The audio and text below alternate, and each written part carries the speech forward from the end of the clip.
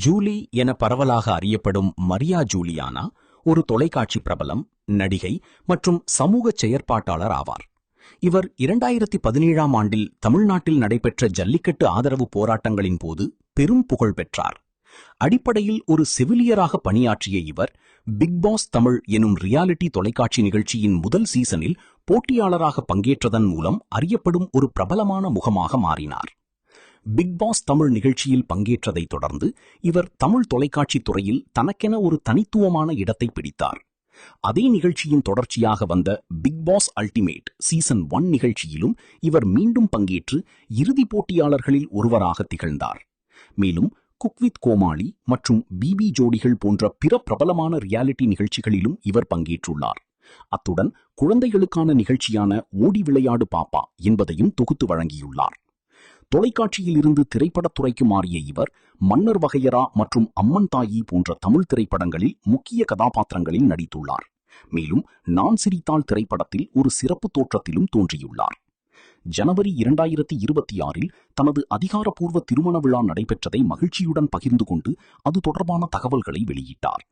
மே 2026இல் தமிழக வெற்றி கழகம் கட்சி குறித்து இவர் வெளியிட்ட பொது கருத்துகள் காரணமாக மரியா ஜூலியானா இணையத்தில் நடைபெற்ற தீவிர விவாதங்களுக்கும் ஒரு அரசியல் சர்ச்சையின் மையப்புள்ளிக்கும் உள்ளானார்.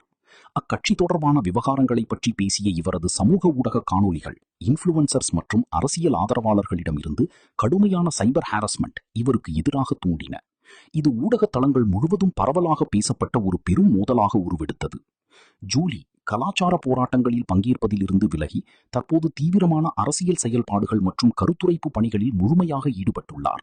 அரசியல் கட்சிகளுடன் தன்னை இணைத்துக் கொண்ட இந்த மாற்றம் பொதுவெளியில் பெரும் சர்ச்சையை ஏற்படுத்தியுள்ளது.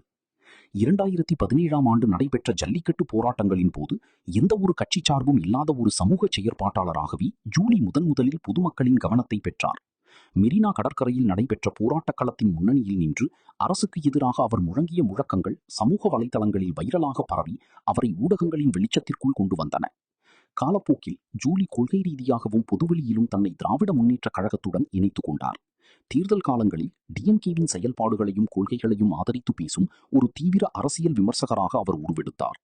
நடிகர் விஜயின் கட்சியான தமிழக வெற்றி கழகம் சட்டமன்ற தேர்தலில் பெரும் வெற்றியை பெற்றதை தொடர்ந்து ஜூலியின் பேச்சு பெரும் பரபரப்பை ஏற்படுத்தியது.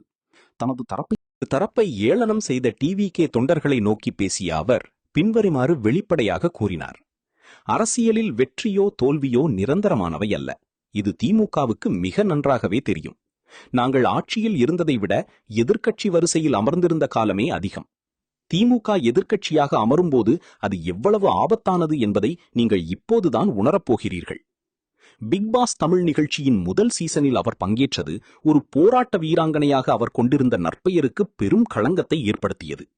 சக போட்டியாளரான ஓவியாவுடன் அவர் ஈடுபட்ட ஊடகங்களில் பெரிதும் பேசப்பட்ட ஒரு கடுமையான வாக்குவாதம் காரணமாக ஜூலியானா உண்மையற்ற முறையில் நடந்து கொள்வதாக பொதுமக்கள் குற்றம் சாட்டினர்.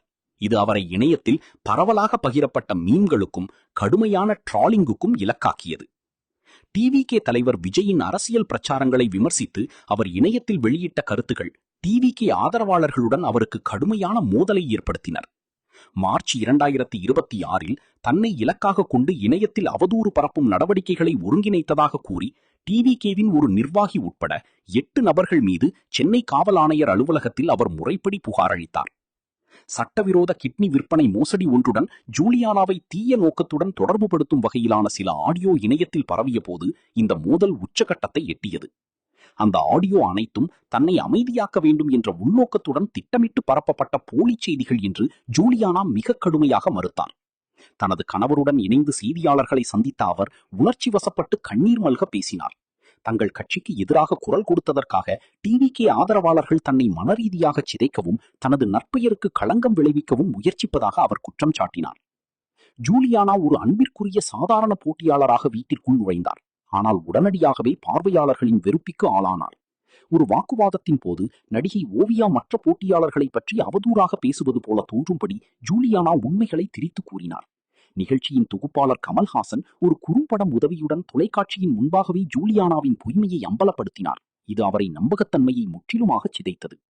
ஒரு லக்ஷரி பட்ஜெட் டாஸ்கின் போது மிகுந்த ஆத்திரமடைந்த ஓவியா ஜூலியானா நின்று கொண்டிருந்த சிவப்பு கம்பளத்தை ஆக்ரோஷமாக இழுத்தார். இதனால் ஜூலியானா கீழே விழுந்தார்.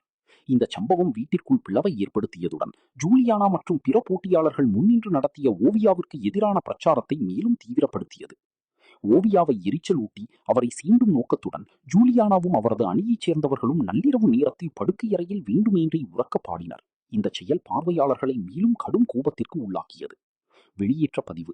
பிக் பாஸ் தமிழ் வரலாற்றிலேயே தான் வீட்டில் இருந்த ஒவ்வொரு வாரமும் வெளியேற்ற பரிந்துரைக்கு உள்ளான முதல் போட்டியாளர் என்ற பெருமையை ஜூலியானா பெற்றார். இறுதியில் இறுதிப் போட்டிக்கு சற்று முன்னதாக அவர் நிகழ்ச்சியில் இருந்து வெளியேற்றப்பட்டார்.